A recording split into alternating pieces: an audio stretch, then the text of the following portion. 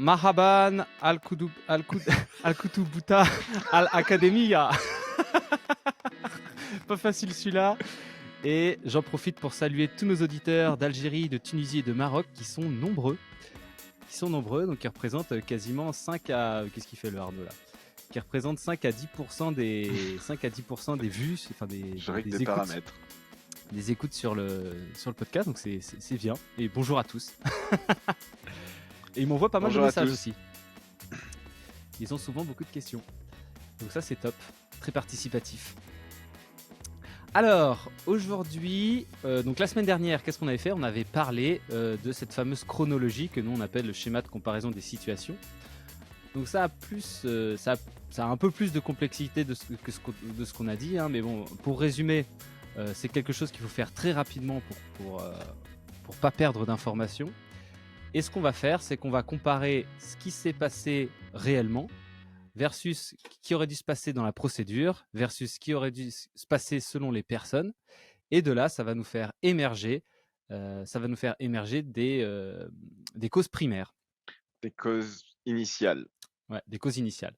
Je préfère cause initiale. Des causes initiales. Le vocabulaire a son importance. Non, parce que sur certains sites, cause primaire, c'est égal à cause racine. Donc je préfère qu'on dise cause initiale. Ok, des causes initiales. Des causes initiales. Et donc, en fait, ces causes initiales, elles vont avoir l'avantage de donner des leviers intéressants pour pouvoir réaliser des actions dessus. Parce que si une seule de ces causes initiales n'était pas là, eh bien, notre déviation n'aurait pas eu lieu. Donc ça, c'est très intéressant. Exactement. Et donc ça, c'est ce On en que... avait dit des choses intéressantes. Hein. Mais c'est tellement bien ce schéma de comparaison des situations. C'est tellement puissant comme outil. J'adore trop. Et donc, on avait dit, donc voilà, il faut ça, et ça, du coup, notre philosophie là-dessus, c'est que ce truc-là, il faut en faire, il faut en faire, enfin, il faut le faire pour chaque déviation, qu'elle soit mineure, majeure, critique. C'est la première étape de l'investigation. Donc, en gros, avec l'habitude, ça marche dans quasiment 80 voire 90% des cas. Voilà. Et pour bien maîtriser l'outil, vulgairement, faut en bouffer, quoi. Faut en faire. Et après, quand on le maîtrise bien, c'est super rapide. Quelque chose de clé aussi dans cet outil, c'est sa formalisation. C'est-à-dire que quand on a une bonne technique de formalisation, on a, en fait, ça fait un schéma très clair. Donc, il faut surtout mettre un événement par case. Donc là, c'est une succession de petites cases. Il faut surtout mettre un événement par case, pas vouloir mettre une case avec plein d'événements. Et donc, une fois que c'est terminé, on va avoir en fait un schéma qui va résumer toute l'histoire avec en évidence les points qui se sont mal passés, les points qui se sont mal passés à cause des causes initiales, et comment ça aurait dû se passer derrière. Donc c'est ultra puissant. Les avantages aussi qui sont extrêmement importants là-dedans, c'est que ça va pousser l'investigateur à aller voir dans les papiers. C'est-à-dire que c'est comment ça doit se passer en vrai dans la procédure. Et alors là, du coup, quand on commence à faire cette démarche, déjà, on peut mettre 5 à 10 minutes à trouver la bonne procédure pour savoir comment ça aurait dû se passer. Ouais, déjà, trouver le document, c'est compliqué. C'est pas si accessible que ça, en fait. Et ensuite, de temps en temps, on trouve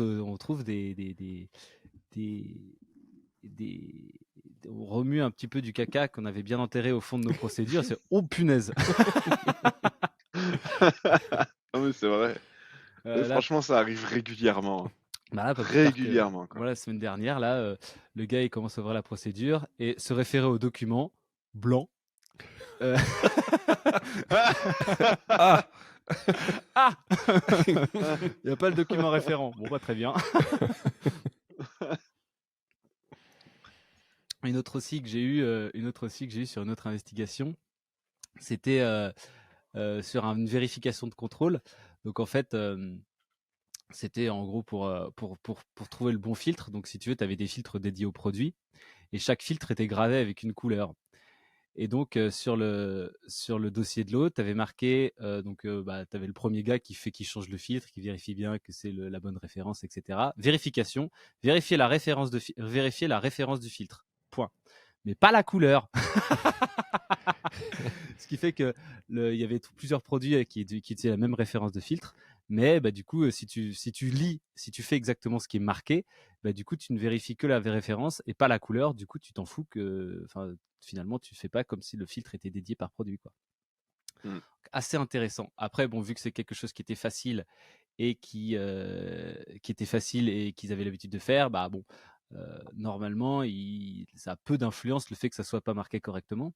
Mais bon, c'est quand même assez intéressant si c'est une nouvelle personne qui va vérifier ça. Et voilà, si elle fait ce qui est marqué, c'est pas bon. Ouais. C'est ça. Donc voilà, regardez dans la documentation. Et deuxième avantage aussi, c'est que ça va pousser les gens à aller voir les personnes pour savoir ce qui s'est passé Aller sur le réellement. terrain. Aller sur le terrain. Ça, c'est extrêmement important pour récolter. Et puis même, voilà, encore une fois, ça va les pousser. Est-ce que c'est le bazar? Est-ce que c'est mal organisé? Est-ce qu'il y a plein de trucs partout? Ça, il y a que en allant voir que on s'en rendra compte. Et c'est là où on peut aussi glaner quelques informations intéressantes hors contexte qui disent voilà, lui il fait comme ça, moi je fais comme ça, là regardez, la machine elle est chantée, c'est un peu pourri, enfin bon voilà. Faut taper dessus pour que ça marche. Voilà, et puis ça, non. Et puis, ou alors, typiquement, là, j'ai vu ça aussi. Ce PC-là, il n'est pas connecté à l'intranet. Enfin, il n'est pas connecté au réseau de l'entreprise. Du coup, quand on est obligé d'aller imprimer nos procédures, on est obligé d'aller sur le PC au bout du couloir. Et puis, pour imprimer, là, il n'y a pas d'imprimante. Donc, si on nous voit imprimer, on doit appeler un autre mec. Mais putain, on est dans une. Enfin, je sais pas, moi c'est une connexion Internet, quoi. Enfin, démerdez-vous, mais connectez-moi ce PC à On l'intranet est en de la boîte, quoi. 2024 ou pas? Donc bon, voilà, ça c'est le genre de truc que si tu vas pas sur le terrain, t'en sais rien. Et puis là, les gars qui sont sur cette ligne, pour utiliser leur fichier Excel de traçabilité du truc, ils sont obligés de partir je sais pas où. Enfin bon, voilà. Ouais. Pas idéal, quoi. Le terrain. Voilà. Donc, Mais du coup, dans 10% des cas, ça voilà, marche pas. dans 10% des cas. Alors alors les gars, qu'est-ce qu'on constate quand ça marche pas? Enfin voilà, parce que du coup finalement la chronologie on peut toujours la faire, c'est facile. Enfin on peut toujours établir une chronologie théorique de comment ça s'est passé, comment ça aurait dû se passer. Et donc voilà, qu'est-ce qu'on constate quand ça marche pas, ça? On constate que ce qui s'est passé est égal à ce qui aurait dû se passer. Ouais. Tout le monde a tout Diego, fait là, bien. on est bien embêté, là. On n'a pas de cause initiale. Donc voilà. Pas de Oh vie. mince. Voilà, là on est dans l'impasse investigationnaire. C'est là où c'est là où et c'est là où je vais un peu faire pousser un peu, mais si on est du coup, si ce qui aurait dû se passer égale ce qui s'est passé et que c'est une déviation mineure, à ton avis, Arnaud, qu'est-ce qu'il faut faire? Parce que là on est ouvert, tout s'est bien passé, mais bon, finalement on a un problème, mais tout est vert, quoi. Est-ce qu'on s'emmerde à aller plus loin ou pas? Ça c'est une question piège, Franchement, j'ai pas la réponse. c'est une question piège de ouf. Parce que, en fait, là, on est juste en train de parler de qu'est-ce qu'on fait quand ça a pas marché, cet outil-là.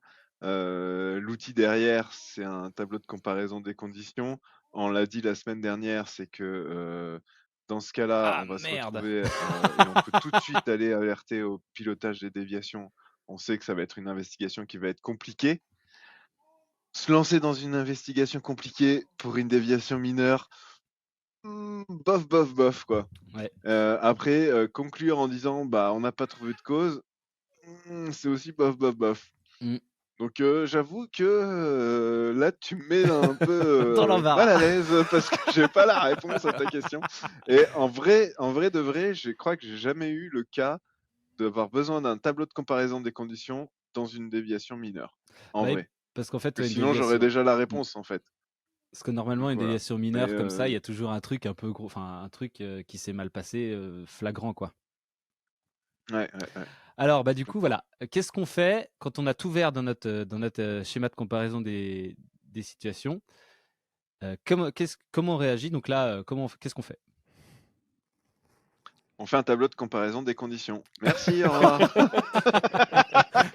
C'est un vrai truc, ça. C'est un vrai truc, ça. Il y en a sur Internet. Si tu tapes tableau de comparaison des conditions, tu trouves sur Internet des machins?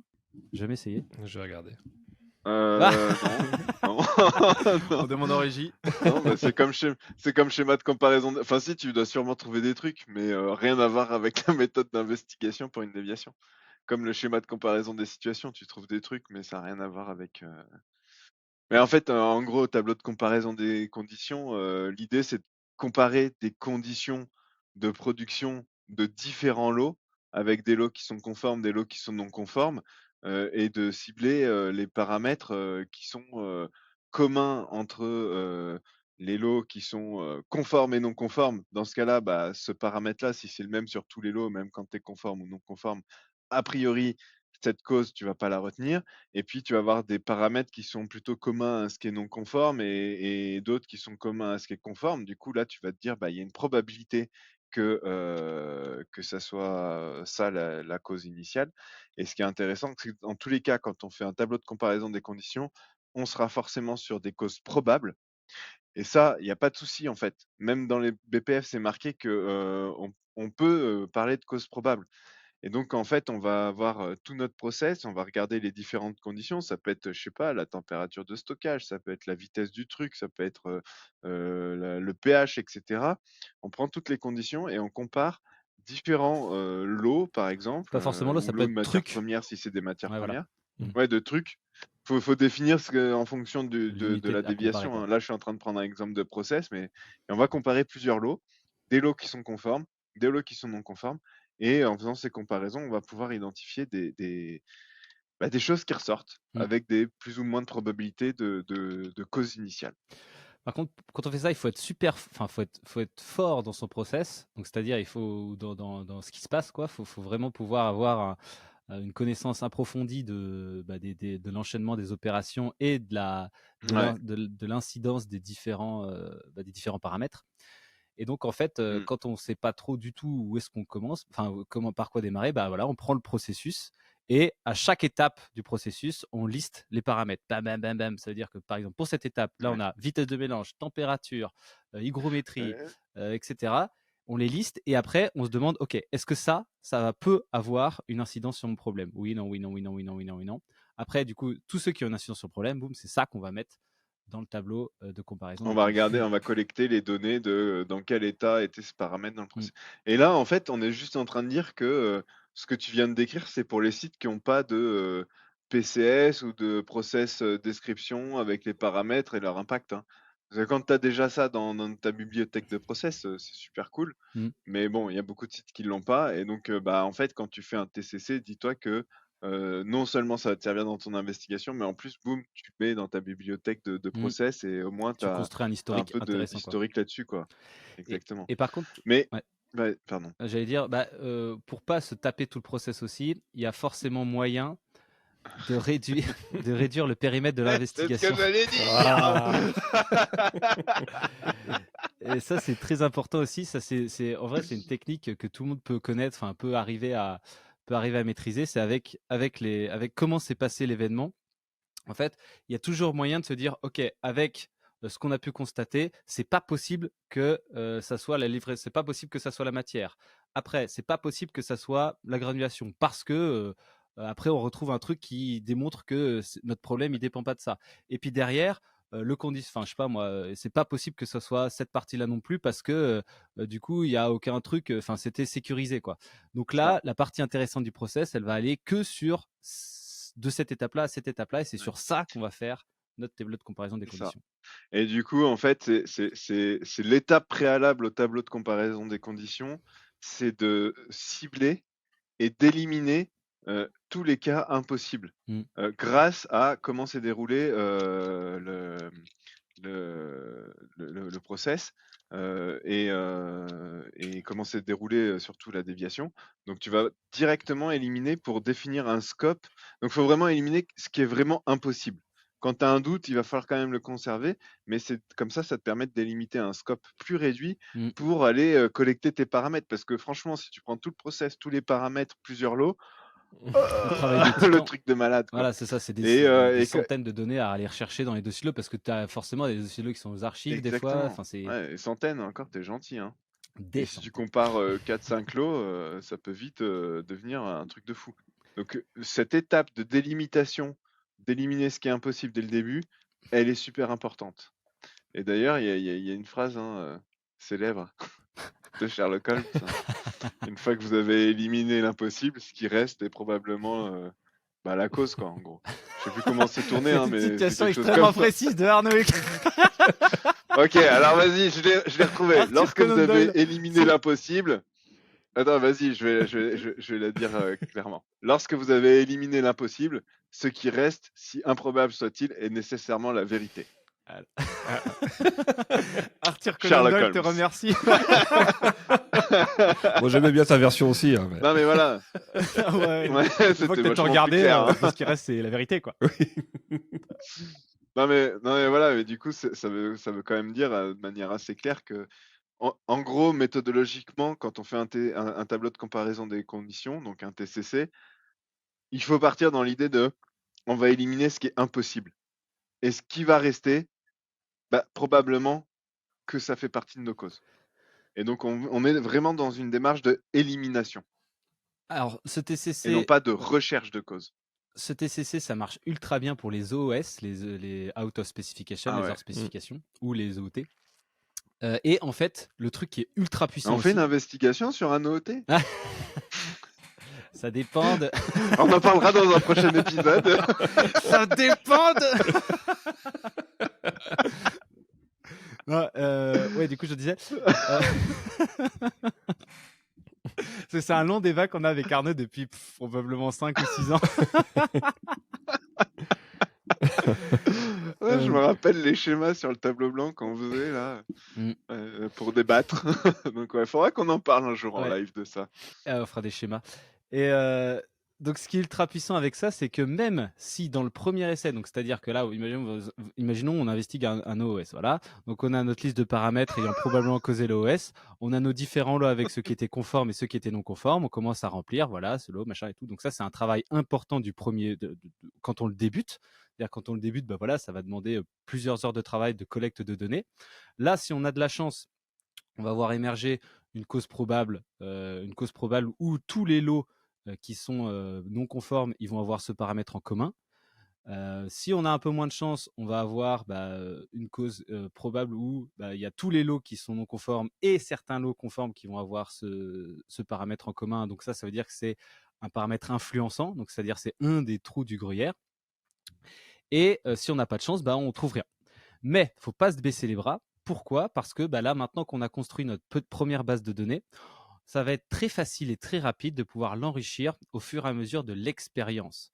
Donc, au plus on va produire de l'eau, au plus on va pouvoir rajouter dans notre tableau, au plus on va pouvoir rajouter des paramètres également. Et petit à petit, ça va aussi, pareil, un truc trop intéressant, c'est qu'on va se rendre compte qu'il y a des trucs qui peuvent causer notre hors spécification qu'on ne suit pas. Et ça peut être un truc ultra intéressant à poser comme action dans notre déviation. C'est qu'à partir de maintenant, ok, on n'a pas forcément trouvé de cause, mais à partir de maintenant, on va se mettre à suivre ce truc-là, ce truc-là et ce truc-là. Et là, hop, on les rajoute dans notre tableau. Et peut-être que ça va nous donner de l'expérience et de la matière à travailler pour nos prochains lots. Donc voilà, ça montre en tout cas qu'on baisse pas les bras et que même si, voilà, c'est compliqué, hein, c'est une science, enfin c'est toi qui dis que c'est une science molle. Oui. Science molle. Donc c'est compliqué, mais en fait, on baisse pas les bras et on continue de chercher. Et ce tableau de comparaison des conditions, c'est un moyen extrêmement puissant de continuer de chercher, de pas baisser les bras et de montrer qu'on fait de la science finalement, qu'on collecte des données pour trouver une solution à notre problème qui, pour l'instant, est insoluble. C'est un espèce de plan d'expérience. Hein. Euh... Un espèce de, j'ai dit. Et du coup, ça veut dire que tu clôtures ta déviation sans cause en disant on n'a pas trouvé, mais on cherche. Ouais. Non, tu peux dire, tu peux clôturer en disant peut-être que t'as pas de cause probable, effectivement, mais par contre, tu as décidé d'une action qui est de suivre certains autres paramètres pour pouvoir t'assurer que, et comme ça, enfin, ça, c'est de l'amélioration continue, en fait. De se dire, OK, je vais suivre d'autres paramètres parce que j'ai pas toutes les billes pour pouvoir bien identifier si ça se reproduit, la cause, etc. Après, voilà, encore une fois, si c'est la première fois que ça se produit, peut-être que tu vas mettre un suivi sur d'autres paramètres qui te servira peut-être jamais pour cette même déviation, mais ces paramètres, ils te serviront peut-être pour autre chose quand même. Mais en tout cas, tableau de comparaison des conditions, Vous comprenez mieux maintenant, chers auditeurs, pourquoi la dernière fois on vous a dit quand vous n'avez pas de résultat avec le SCS et qu'il va falloir faire l'autre outil, donc le tableau de comparaison des conditions, vous pouvez tout de suite aller voir au point de pilotage sur les déviations et dire celle-là, Ça pue. elle va être plus longue que d'habitude. Ça va être plus compliqué que d'habitude, ça va être chaud. Donc voilà. Et c'est vrai. Mais par contre, tout ce que vous allez en retirer de ce tableau de comparaison des conditions, au-delà de la cause, ça va être super utile C'est pour plein ouais, d'autres choses aussi, ouais. quoi. Mmh. Et après Romain, pour remettre un petit peu, dans le contexte, hein, donc si on parle d'un OS, OK, tu clôtures ta déviation, si tu dis tu clôtures ta déviation dans tous les cas, hein, dans tous les cas, l'impact, lui, il est géré. C'est-à-dire que l'impact, Oui, on le connaît. Là, on est oui. plutôt sur l'investigation de pourquoi on a eu ça, hein. Là, c'est ce qu'on parle depuis le début. Donc on n'est pas sur est-ce que l'eau, on va pouvoir le libérer ou pas. Non, pas du tout, non. C'est comment on va faire pour que ça arrive plus. Donc c'est une dimension qui est vraiment différente de voilà, la clôture de la déviation. Finalement, quand on y réfléchit, elle est plutôt liée à justement le devenir du lot. Après, l'investigation en elle-même.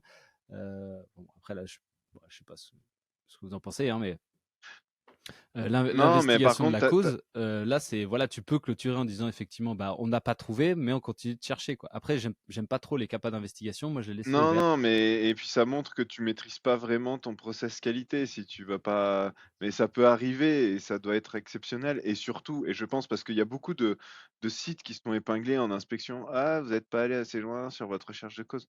En fait, si déjà tu as vraiment fait l'effort d'aller chercher et que tu le démontres et que tu as les éléments qui montrent tout ce que tu as cherché et que tu arrives à la conclusion, bah là, j'ai pas trouvé de cause.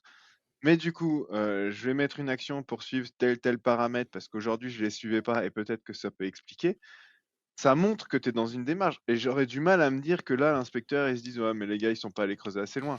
Et le lot, s'il On est peut OS, ne il pas part en trouver de général à la cause. poubelle. Ouais, exactement. Mais on peut ne pas trouver de cause, mais on n'a pas le droit, par contre, de ne pas mettre les efforts pour aller chercher les causes, quand il faut les mettre. Quand il faut les mettre. Et aussi, ne jamais faire de CAPA d'investigation. C'est-à-dire que du coup, clôturer Ouais, ça l'investigation en non, ouais. disant machin, tu iras investiguer un peu plus loin. Ça, il faut pas faire ça. Non, Parce que, ça c'est nul.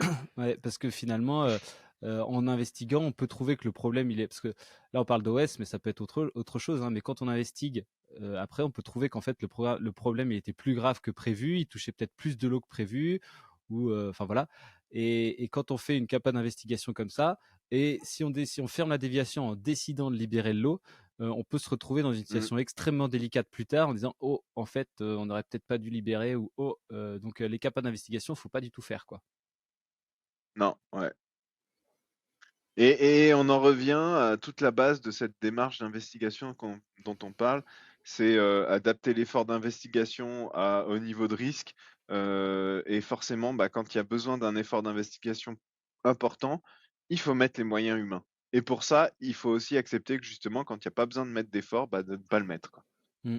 Parce que, faire, toute la démarche, donc là, on n'est pas encore là, on est encore que dans la première étape des causes initiales avec le SCS, donc schéma de comparaison des situations, le TCC, tableau de comparaison des conditions qui seront des causes initiales probables, pour ensuite derrière aller dérouler l'outil suivant qu'on abordera sûrement dans le prochain podcast, Mm. prochain live, bah, pour pouvoir faire ça dans un délai de 30 jours, quand on est sur un truc ultra critique où on doit aller jusqu'à plusieurs niveaux, déjà, on tiendra pas les délais de 30 jours, mais même, pour être dans un délai raisonnable, il va falloir mettre les efforts. Mm. Et moi, j'ai vécu, une investigation de ce type-là sur un site.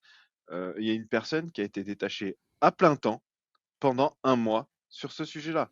Après des déviations comme ça, heureusement, on en a pas tous les jours Le et système on est en a fait pour peut-être qu'il n'y en ait pas une quoi. dans l'année. Voilà, on a peut-être une dans l'année, là, en l'occurrence, c'était même pas une dans l'année sur le site en question, c'était une, sur 5 ans, quoi, parce que c'était vraiment le truc ultra critique, fallait vraiment aller, jusqu'au niveau 5, fallait vraiment sortir toute la cavalerie et là, on avait vraiment besoin d'une personne dédiée à plein temps, pendant 1 mois, quoi. Mm. Exactement. Donc voilà, donc ce qu'on dit en tout cas, c'est que il faut, c'est que la méthode qu'on va présenter. Donc là, on en est vraiment au début de l'investigation, hein, là dans ce qu'on vous a dit. Mmh. Et du coup, bah voilà, effectivement, la prochaine fois, on vous présentera comment on fait pour aller un peu plus loin. Ça me rappelle que la fois dernière, on avait une question sur où sont les événements dans les bonnes pratiques de fabrication. Et effectivement, dans les bonnes pratiques Ah de oui. fabrication, il n'y a pas d'événements dedans. On n'en parle pas. Cela dit, on parle effectivement qu'il faut mettre les efforts proportionnels à l'investigation. C'est le point 1.4 du chapitre, enfin, le chapitre 1, 1.4.15. Et du coup, qu'est-ce que ça nous dit? Ça nous dit qu'effectivement, il faut mettre les efforts appropriés à la criticité de la déviation. Et donc là, finalement, ça veut dire quoi? Ça veut dire qu'il faut choisir ses combats. Donc si, imaginons hypothétiquement qu'on ne met pas en place d'événements, eh bien, qu'est-ce que ça va faire? Ça va faire qu'on va ouvrir un paquet de trucs qui vont venir parasiter les efforts des personnes à faire des déviations. Et finalement, à faire cette surqualité, on va finir par faire de la sous-qualité. Et ça, c'est une vraie remarque d'inspecteur, hein, c'est qu'il faut choisir ses combats. C'est une remarque qu'un inspecteur a dit sur un site où j'étais, c'est que voilà, ils avaient trop de déviations mineures et il fallait qu'ils choisissent leur combat, qu'il fallait qu'ils mettent au bon niveau l'investigation sur les déviations les plus critiques qui impactaient le plus le process et qu'ils laissent de côté les petits événements qui étaient déjà gérés ou qui étaient déjà gérés par des conduites à tenir ou qui étaient pas graves, quoi. Et finalement, quand dans les BPF, on nous dit qu'il faut adapter l'effort au niveau de risque, et qu'on refait le lien avec la matrice God, donc gravité, occurrence, détectabilité, avec un niveau gravité aucun et qui nous sort un événement qui nécessite pas d'investigation, en fait, on est en plein dans les clous, hein. On est en plein dans les clous. Typiquement, une déviation, par exemple, une déviation que j'ai vue il n'y a pas longtemps sur un site, c'est premier vide de ligne, le gars il fait son vide de ligne, il dit que c'est conforme, vérification du vide de ligne, le gars il trouve un truc, boum, ils ouvrent une déviation. Non, faut pas ouvrir de déviation pour ça, quoi. Enfin, là, si on commence à faire ça, déjà, si on on met en place des contrôles dont le but est de détecter des problèmes. Si quand on détecte un problème grâce à ce contrôle, on fait systématiquement une déviation pour tout.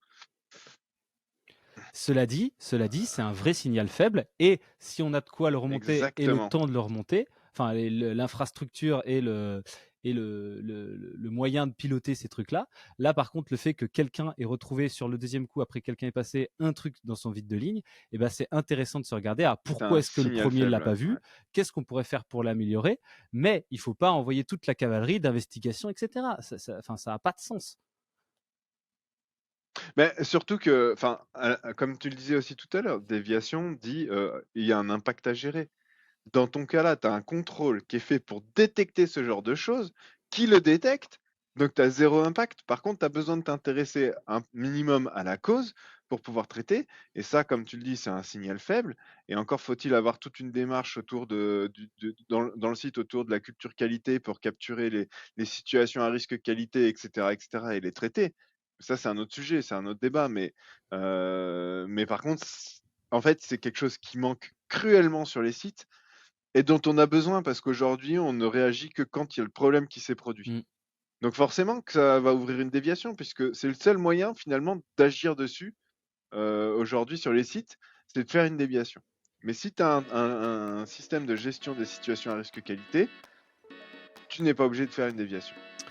Voilà, donc il est 12h30, les événements c'est le bon sens. Et la prochain coup, on vous parlera justement, du traitement des déviations, des investigations un peu plus profondes. Maintenant, pour ceux qui veulent rester, j'ai un petit bonus. Petit bonus dans cet épisode. Le petit bonus Avec Arnaud et un copain, Romuald Sobalski, on a développé un petit outil pour le pilotage de la libération et de la qualité en général. Donc pour l'instant, c'est sur Power BI. Mais on cherche des volontaires qui voudraient le co-développer avec nous pour faire un truc un peu plus... Power BI, ça marche très bien, hein, mais un truc qu'on pourrait faire... Des volontaires sites de prod, quoi. Des volontaires sites de prod pour développer ça. Alors, je vais partager mon écran. J'aime bien dire ça, ça fait genre...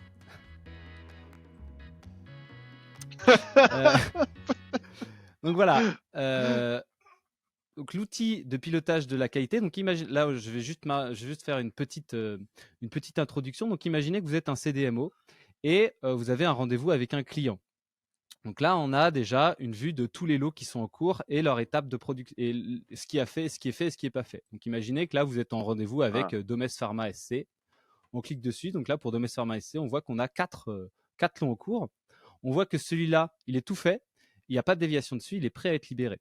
Et tout fait, c'est voilà, c'est déviation, les dossiers de l'eau sont revus, les tests sécu, enfin, on intègre tout dans du process de Libé, quoi. Voilà. Et donc, on sait exactement. Donc, par exemple, celui-là. Donc, on peut cliquer par exemple sur hors retard. On voit que hors retard, il n'y a que celui-là. Et pour celui-là, on voit que il manque. On voit que le dossier de l'eau au remplissage, il est encore chez le tech AQOP. Le dossier de l'eau à l'étiquetage, il est encore chez l'AQOP. Le dossier de l'eau de fabrication, il est chez l'AQP. Il y a une déviation dessus. Donc celui-là, il est déjà en retard. Donc celui-là, on n'est pas sorti des ronces pour l'avoir, quoi. Mais par contre, le client, Ça va être compliqué. le client, lui, là, pour son bilan client, on sait exactement ce qu'il en est et on sait qu'il a été rempli ici, qu'il a été conditionné un jour plus tard, mais que derrière dessus, on a plein de problèmes. Voilà. C'est tout ce que je voulais vous montrer pour l'instant. Après, il y a plein d'autres trucs à montrer. Je vous montrerai ça, je pense, dans les semaines suivantes. Mais c'est déjà un truc qui est vachement intéressant pour avoir une vision globale de tous nos produits. On peut aussi le faire par lot. Hein. Donc, si jamais, donc là, si on déclique ici pour revoir la vision, et puis si on veut s'intéresser à un lot en particulier, par exemple celui-là, on sait exactement où il est. Et puis après, par produit, pareil, du coup, il faut que je décoche le lot. Et du coup, si on veut savoir où sont tous nos... Et aussi par la valeur des lots. Voilà, si on veut tous nos fibrocarbones, là, par exemple, on voit qu'on n'en a qu'un et c'est celui-là. Voilà. Hop. Merci. Hop, stop sharing. Merci à vous tous à vous tous de nous suivre. Et puis, écoutez, on se retrouve la semaine prochaine pour un prochain épisode. Il y a quelques épisodes intéressants qui vont sortir. Là, j'ai été au congrès, j'ai fait quelques interviews. On a un épisode d'interview sur Super Micrologist qui sort. Abonnez-vous à la chaîne YouTube pour avoir toutes nos sorties. C'est là où tout est connecté. N'hésitez pas à vous abonner. On sort des shorts aussi maintenant. Sur les bons conseils d'un auditeur. On fait des soldes sur les shorts, quoi. Un auditeur qui nous a, une auditrice d'ailleurs, qui nous a conseillé de faire des shorts. Donc je m'y suis mis un petit peu. Voilà. Merci à tous et à bientôt pour un prochain épisode.